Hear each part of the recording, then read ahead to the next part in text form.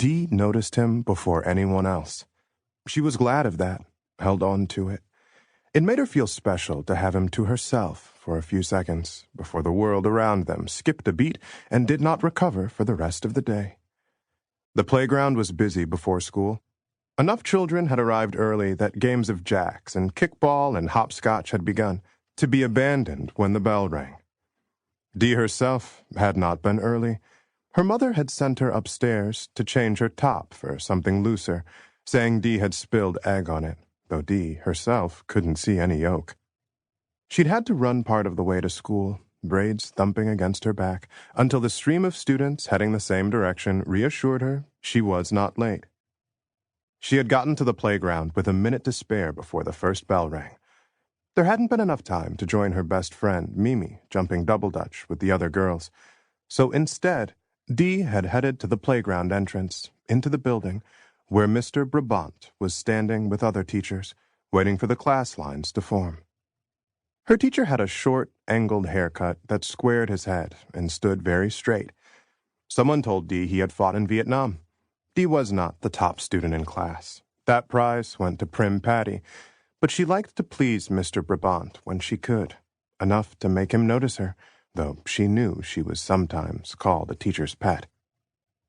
She took her place at the front of the line now and looked around, her eyes on the double dutch girl still jumping rope. Then she spotted him, a motionless presence by the merry-go-round. 4 boys were spinning on it, Ian and Rod and 2 boys from 4th grade. They were going so fast that Dee was sure one of the teachers would stop them. Once a boy had been flung off and broken an arm. The 2 4th graders looked scared, but could not control the merry-go-round as Ian was expertly kicking the ground to keep up the speed. The boy standing near the frenetic motion was not dressed like the other boys, casual in their jeans and t-shirts and sneakers. Instead, he wore gray flared pants, a white short-sleeved shirt, and black shoes, like a uniform a private school student would wear. But it was his skin that stood out, its color reminding Dee of bears she'd seen at the zoo a few months before on a school field trip. Though they were called black bears, their fur was actually deep brown, with a reddish tint at the tips. They had mostly slept or sniffed at the pile of grubs the keeper had dumped in the pen for them. Only when Rod threw a stick at the animals to impress Dee did one of the bears react, baring its yellow teeth and growling so that the children shrieked and laughed. Dee had not joined in, though. She had frowned at Rod and turned away. The new boy was not watching the merry-go-round, but studying the L-shaped building. It was a typical suburban elementary school, built 8 years before, and looked like 2 red brick shoeboxes unimaginatively shoved together. When Dee had started kindergarten, it still had a new building smell to it.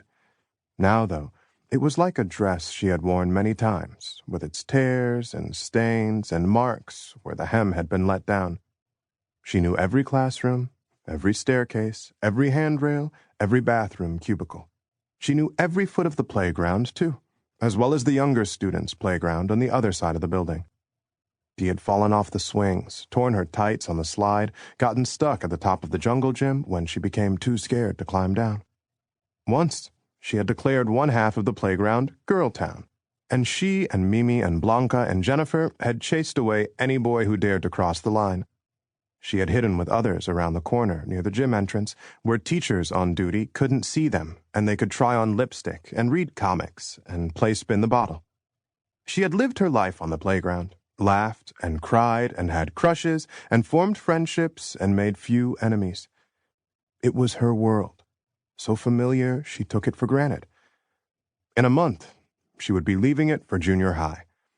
Now, someone new and different had entered the territory, and this made Dee look at the space anew and suddenly find it shabby, and herself an alien in it, like him. He was moving now, not like a bear with its bulky, lumbering gait, more like a wolf, or, Dee tried to think of dark animals, a panther scaled up from house cats. Whatever he was thinking, probably about being the new boy in a playground full of strangers the opposite color from him, He padded toward the school doors, where the teachers waited with the unconscious assuredness of someone who knows how his body works. Dee felt her chest tighten. She drew in a breath. "Well, well," Mr. Brabant remarked. "I think I hear drums." Miss Lode, the other sixth-grade teacher, standing next to him, tittered, "Where did Mrs. Duke say he's from?" "Guinea, I think. Or was it Nigeria? Africa, anyway." "He's yours, isn't he? Better you than me." Miss Lode smoothed her skirt and touched her earrings, perhaps to make sure they were still there. It was a nervous habit she repeated often. She kept her appearance neat, except for her short blonde hair that puffed out in a curly bob. Today, she wore a lime green skirt, a yellow blouse, and green discs clipped to her ears. Her shoes were also green, with low, square heels. Dee and her friends loved discussing Miss Lode's wardrobe. She was a young teacher, but her clothes were nothing like her students' pink and white t-shirts and bell-bottom jeans with flowers embroidered along the hems. Mr. Brabant shrugged. "I don't foresee problems." "No, of course not."